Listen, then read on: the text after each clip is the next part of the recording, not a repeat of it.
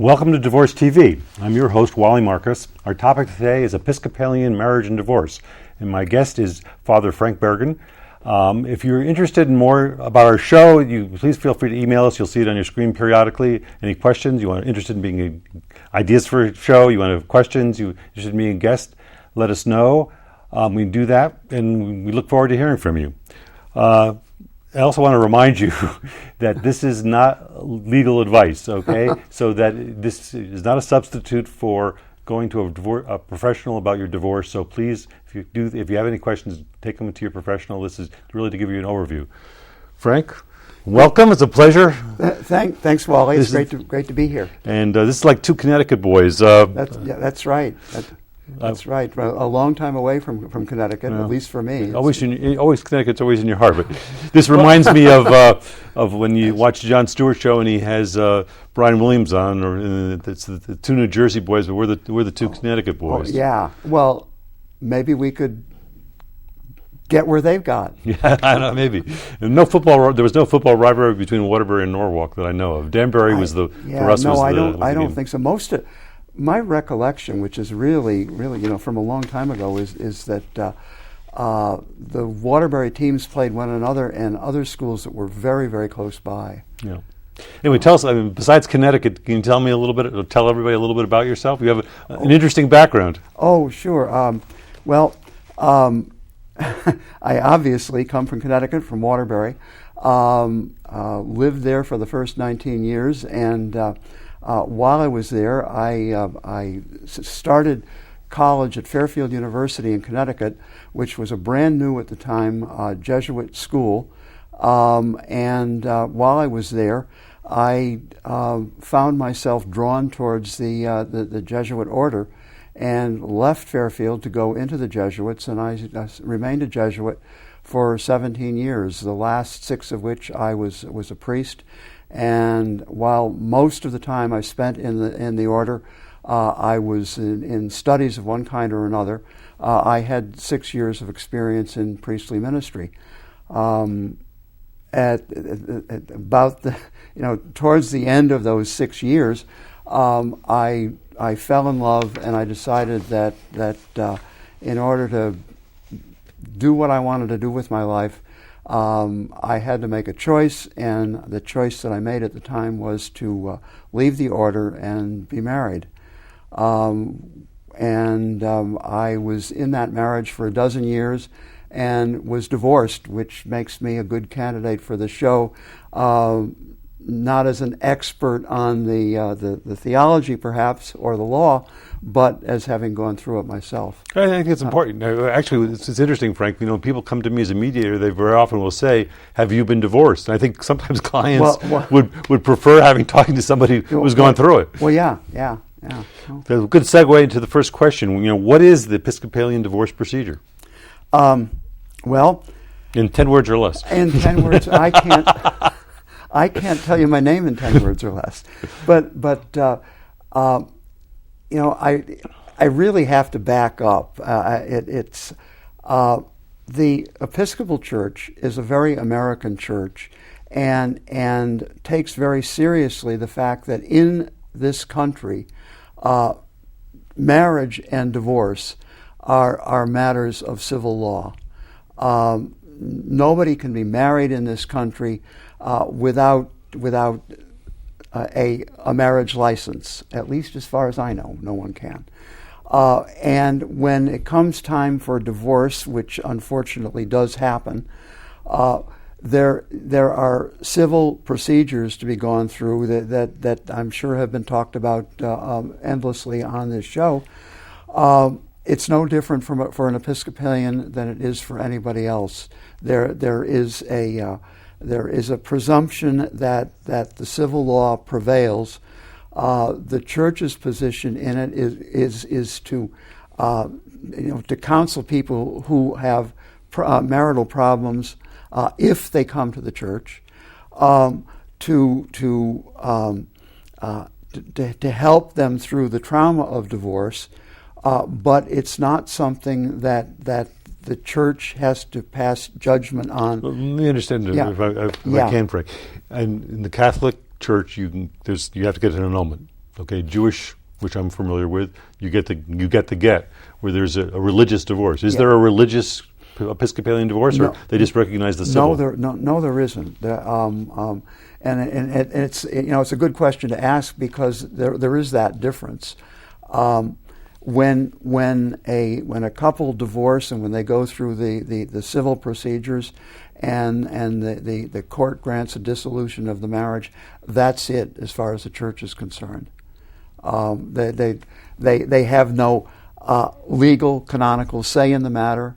It is just as the marriage could begin without the church being involved, a marriage can end without the church being involved. It's funny. I guess I'm sort of aware of that, but I really didn't think about that. But so there's no, and once again, in the Catholic, you can't get married again unless you've gone through the annulment procedure. And if you want a Jewish wedding, you have to have the Jewish divorce. There's all sorts of issues on that one. Yeah. So there isn't really no. There isn't an equivalence. Interesting. I don't think I was totally aware of that. Yeah. Well, sometimes the question has to come up the way it just has in order for it to get articulated, and there are things that we have talked about and are going to talk about that I probably have never considered in quite the same way, simply because the occasion to deal with the subject from the semi-academic way that we're doing it just is normally not it's not something I deal with. So really, the Episcopal position really on a lot of these things, when divorce goes, is really more of a counseling. Yes, exactly. Function. Well, maybe I don't know. It was one of these questions that we always talk a little bit before, but I don't think we've actually talked about. Is essentially so a couple comes. And I know that you haven't done a lot of that, but you're aware of it. Looks like they're getting divorced. They have civil. What does a Episcopal priest do? I guess that probably depends upon the Episcopal priest, but I think that a pretty normal thing is if the occasion presents itself, to sit down with the couple or with one or the other party to the marriage which is breaking up. To find out if it has reached the point where divorce is inevitable, and if it hasn't, whether the church can assist in any way with recommending counseling, with any sort of intervention that might either clarify what the issues are, help to people to get to and through a divorce without more trauma than is necessary, to help people realize the obligations that they have undertaken, not only towards one another but towards any children there might be, and that those obligations in some instances are ongoing. You raised an interesting question about the children. What if in an annulment? I was sort of amazed at the Catholic position when I talked to Father Lyons about this in terms of what happens if there's an annulment. So if there's a civil annulment, what would the church's position be on the children of the marriage? Yeah, well, the Episcopal Church is generally, I think, of the mind that they're dealing with a marriage, a real marriage, which has existed. And which is in the process of dissolution, and would never be in a position to say, this marriage has been annulled. It has been declared never to have been a marriage, and therefore, and this is a logical but rather gross way of looking at it. The offspring of the marriage are illegitimate. Now, nobody does that, and you heard Father Lyons say that when there's an annulment in the Catholic Church, the children are still legitimate. The Episcopal Church doesn't really go there. Whether there is a civil divorce or whether there is a civil decree of nullity that there has never been a marriage, the church is going to look at the parties to the marriage and the children of the marriage in the same way. There has been a marriage. There are children. The children are just as legitimate on the day after the decree as they were the day before, and let's get on with it. It's interesting. Very often I say that we should have, the law should be that it should be harder to get married and easier to get divorced. In some ways, and not exactly, but it seems to me the Episcopal position really is, is a little bit more of a hands-off on the divorce aspect of it, but more maybe perhaps on the marriage thing. Maybe we should explore a little bit more of what the procedure is and what the views are towards marriage. Yeah. Well, when a couple wants to be married in the Episcopal Church, they need to approach the church. They may be well known. It may be two people who have been parishioners in an Episcopal church all their lives, or they may be relatively strangers who have come because they know something about the Episcopal Church. They want a church wedding, and they may just like the physical layout of the particular church, or they may have met a member of the clergy and think these people are okay. Why don't we go and talk to them? One of the few things which is in our 2 pages of canons on marriage and divorce. I'm going to hold that up because you were slightly below the screen. That was what you were referring to. See which way we're going. Yeah. I'm losing it. There we go. Thank you. 2 pages, which is pretty basic. But there is an item in there that says that barring very unusual circumstances, the couple should declare their intent to be married to the priest or someone representing the church at least 30 days before they intend to be married. Now, why the 30 days? Because in divorce cases, you have like a cooling off period. Yeah. Is this like the equivalent of the divorce cooling off period, so they don't rush into it? No, I think it's more that any of the factors that need to be taken into consideration from the church's standpoint, not so much from the couple's standpoint, but are they free to be married? Have they already begun, and in what state are the plans for a marriage? I mean, some people come sort of last minute, and we've got we have everything all set. All we need is you to stand up there in front of the altar and make sure the church is unlocked, and we'll be there tomorrow morning. Well, that's a little bit quicker than we want to do things. I was the justice of the peace once, Frank, and somebody came into me, and I'd sort of play this one out for you. It came into me, and she was clearly 9 months pregnant, and I married them. Yeah. And then she had the baby the next day. I mean, would that make any difference to at all?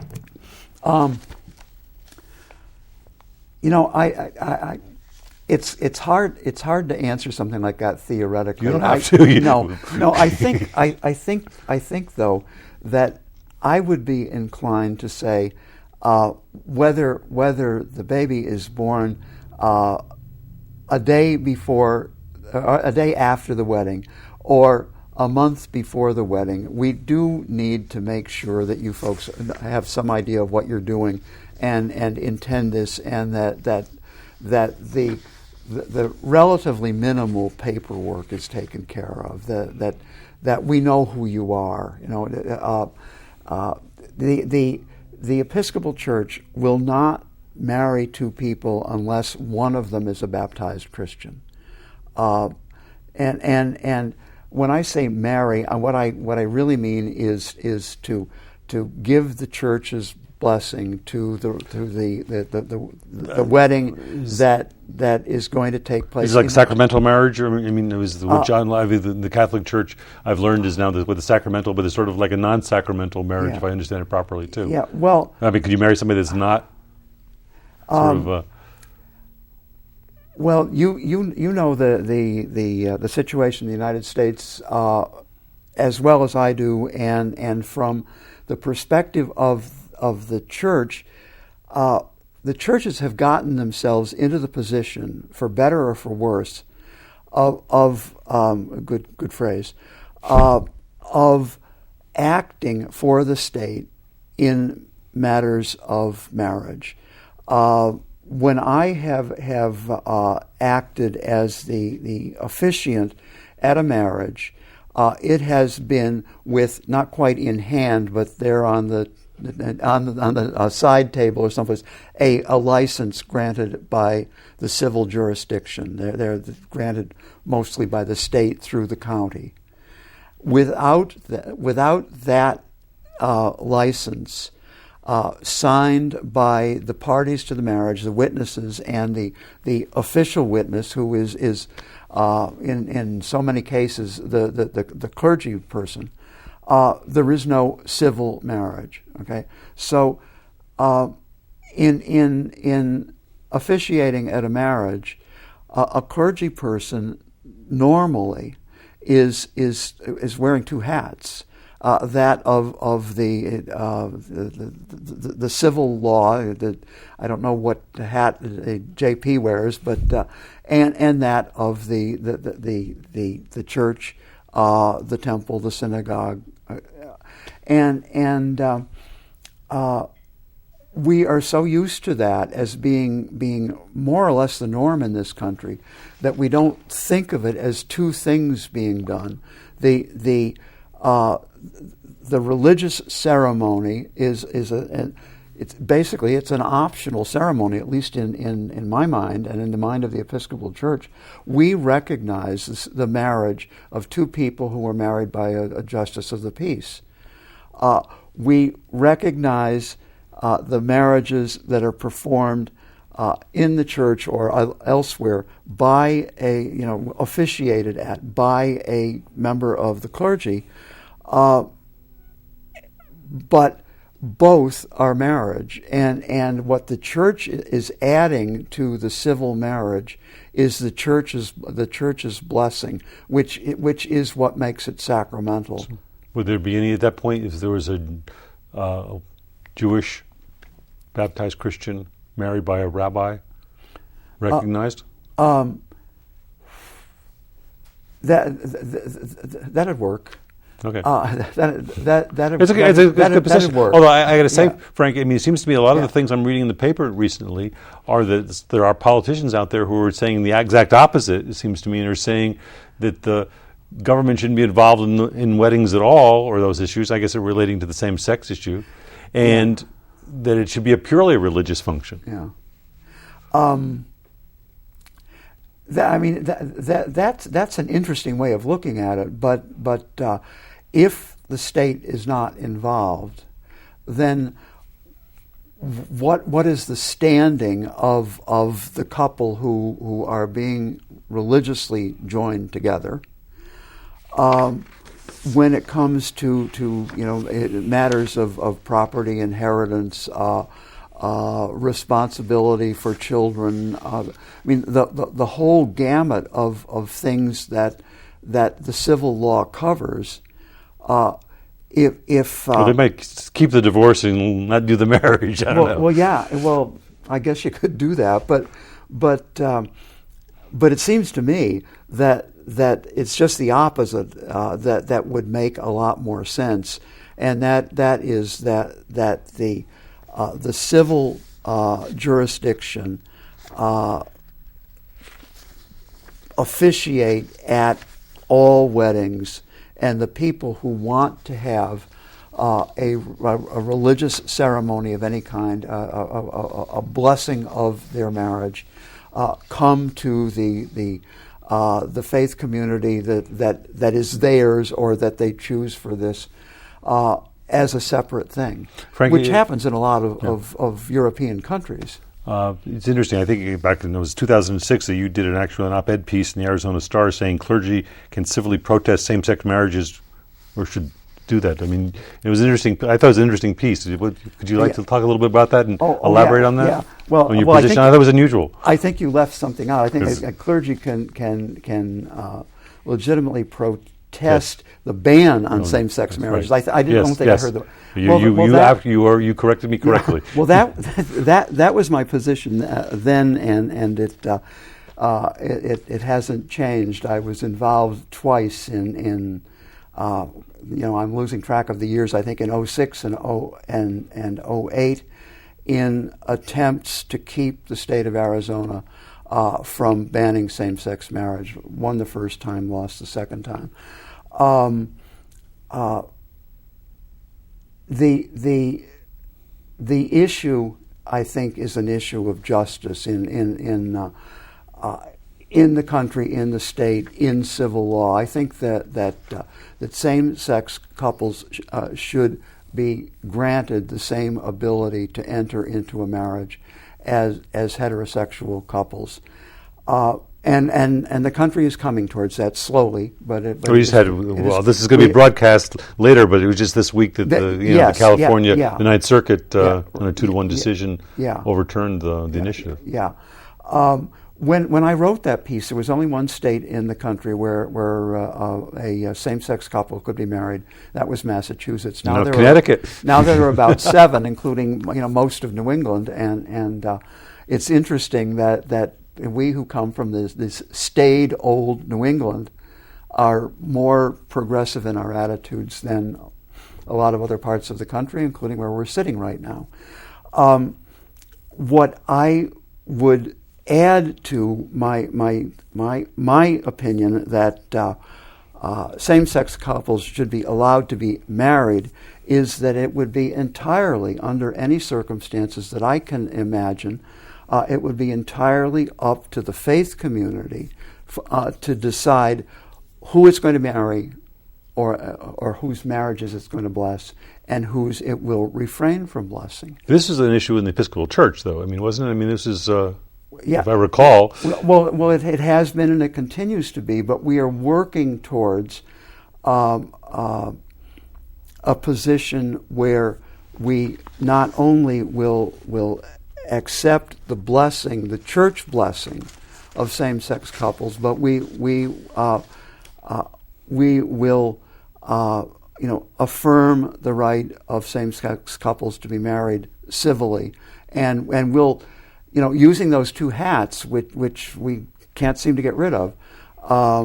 In some jurisdictions, the authorities in the Episcopal Church, whose policies differ from place to place, will permit their clergy to officiate at the marriages of same-sex couples where those marriages are legal, as in Massachusetts, New York now, Connecticut, Vermont. Have you been involved at all? Being in Arizona or not? No, the closest that I have come is a tentative agreement to perform the marriage of a couple whom I met here that year in 06, and then I never heard anything further about it. When they were both from out of state, and we were going to do this in Massachusetts, and I had said I'd be happy to, but it has never happened. At least I have never participated. In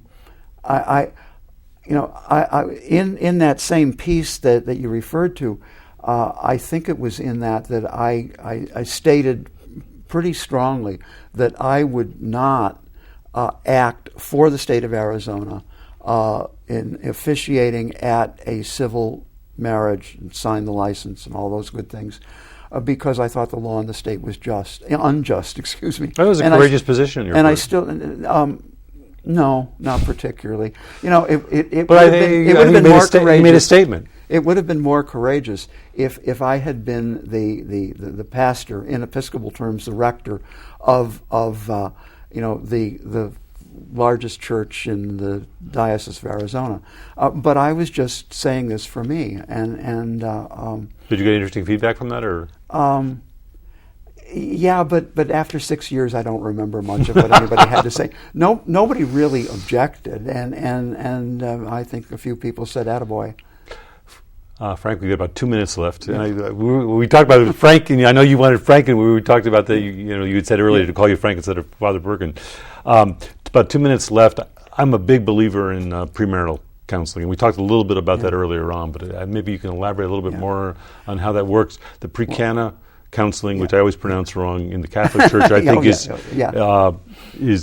very good. We don't have anything. We don't have anything as formal, and my experience has been that it is pretty much up to the individual priest to decide what kind of premarital counseling to give and whether to use some prepared materials. When I was in Nevada several years back, I had access to what I thought was a very good program for doing premarital counseling, which included some questionnaire type things that each member of each of the couple completed and then sent on to the folks who ran this program, and they got feedback through this. When people have come to me and asked me to marry them, I've always sat down with them a number of times, spent a lot of time in helping them to prepare as I thought they should be prepared for the marriage. And I firmly believe that one should not just say, okay, we'll see you tomorrow morning, and I can't quite see that. If I were about to do a wedding, I would want one of those programs and go through it with a couple and take plenty of time. It's worth spending a half a dozen sessions in order to get people to know what the church expects, what I think, and get them interacting on what does and doesn't make sense. Frank, we've got about 10 seconds left. So I want to thank you very much for coming. It was a fascinating conversation, as always, and I've really enjoyed meeting you and talking with you. And you've been watching Divorce TV with Wally Marcus and our guest, Frank Bergen, Father Frank Bergen, and we hope you've enjoyed the show. Thanks, Wally. Good to be here. It's good. It was good. Okay. As I said, we go over into